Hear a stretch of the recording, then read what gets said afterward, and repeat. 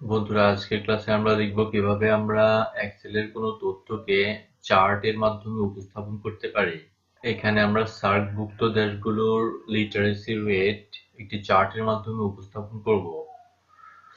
তার জন্য আপনারা প্রথমে আমার মতো এরকম ডাটাগুলো এন্ট্রি করে নেবেন, ঠিক আছে?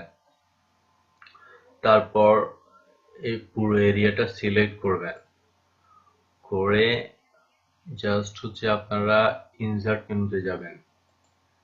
ইনসার্ট থেকে এখানে আপনারা চার্ট দেখতে পাবেন। আমি যে কোনো একটা স্টাইল, এখানে কলাম স্টাইলটা সিলেক্ট করে এখানে 3D এটা সিলেক্ট করলাম। দেখেন খুব সুন্দরভাবে চার্টের মাধ্যমে উপস্থাপিত হয়েছে। বন্ধুরা, এখন যদি আমরা আরেকটা স্টাইল সিলেক্ট করতে চাই চার্টের, তাহলে আবার এটা সিলেক্ট করব, করে এখান থেকে ইনসার্ট মেনুতে চলে যাব, ঠিক আছে? তারপরে এখানে অসংখ্য স্টাইল আছে, অনেক ধরনের চার্ট আছে, ঠিক আছে? আমরা যদি এখন, আগে তো কলাম দেখিয়েছিলাম, এখন যদি এখানে লাইন স্টাইলটা দেখি, ঠিক আছে?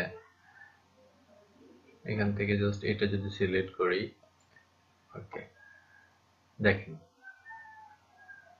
খুব সুন্দরভাবে চার্টের মাধ্যমে উপস্থাপিত হবে।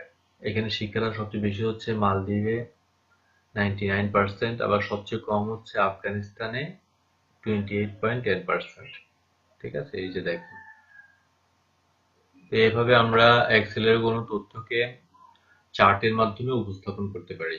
ধন্যবাদ।